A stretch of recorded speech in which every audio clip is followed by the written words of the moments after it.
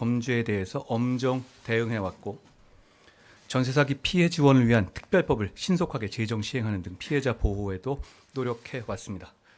검찰, 경찰, 국토부 협업으로 3차에 걸친 범정부 전세 사기 특별 단속이 지금도 진행 중이고 유관기관 간 전세 사기 대응 협의회 등 긴밀한 공조를 통해서 수사 초기부터 정보를 공유해서 신속히 대응할 수 있는 체제를 구축했습니다. 또한 전국 주요 거점 7곳의 검경 한라인을 구축하여 수사 공판 전 단계에서 긴밀하게 공조한 결과 피해자가 많고 구조가 복잡한 전세 사기의 범죄 수사 기간을 대폭 단축할 수 있었습니다. 예를 들어서 세모녀 사건을 15개월에 걸쳐서 수사했지만 구리 대규모 전세 사기 사건은 4개월 만에 수사하는 등 진전이 있었습니다.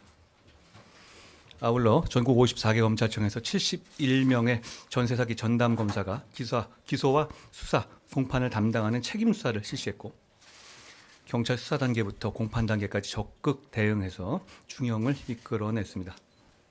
특히 죄질이 나쁜 전세 사기 주범에게는 법정 최고형을 구형하는 등 적극적 공판 활동을 통해서 경기 광주 빌라 전세 사기 주범은 법정 최고형 징역 15년, 세모녀 전세 사기 주범은 징역 10년 등 중형을 받게 했습니다.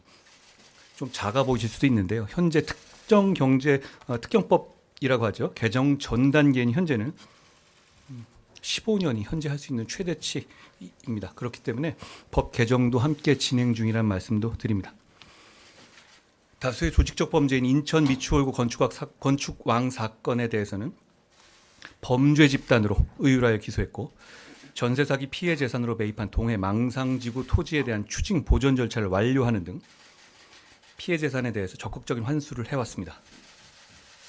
아울러 신속한 피해 지원을 위해서 전세 사기 피해 지원을 위한 특별법상의 피해자 결정을 위해서 필요한 전세 사기 피해 조사 정보 제공 요청에도 신속하게 대응했고 법무부에서 직접 전세 사기 등 주택 임대차 계약 피해자 법률 지원단을 구성해서 10월까지 법률 상담 1,576건, 소송 구조 922건 등 총 2,497건의 법률 지원을 했습니다.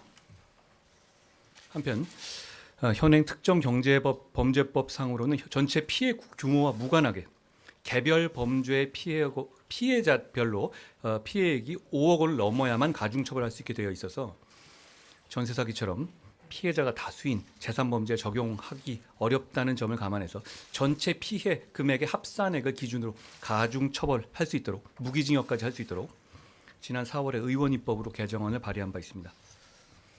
그러나 그간 범정부적인 노력에도 불구하고 최근 수원에서 발생한 전세 사기 사건으로 많은 피해자가 발생하는 등 국민들의 염려와 불안은 여전한 상황입니다. 앞으로도 법무부는 의식주의 기본인 주거의 안정을 파괴하고 미래 세대에 회복 불가능한 상처를 주는 전세 사기 범죄에 대해서 철저하게 수사하여 죄에 상응하는 처벌을 할 것입니다. 사익 추구만을 목적으로 사기 범행을 저지른 임대인에 대해서 법이 허용하는 최대한의 책임을 지게 하는 한편 그 범죄에 가담한 공인중개사나 컨설팅 업자 등에 대해서도 엄중한 법의 심판을 받도록 하겠습니다.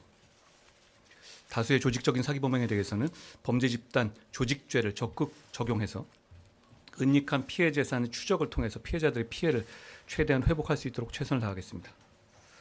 아울러 기소 후 공판 단계에서 전세 사기 피해자들의 재판 절차 진술권을 적극 보장해서 피해자들의 절박한 목소리가 양형에 반영될 수 있도록 하겠습니다.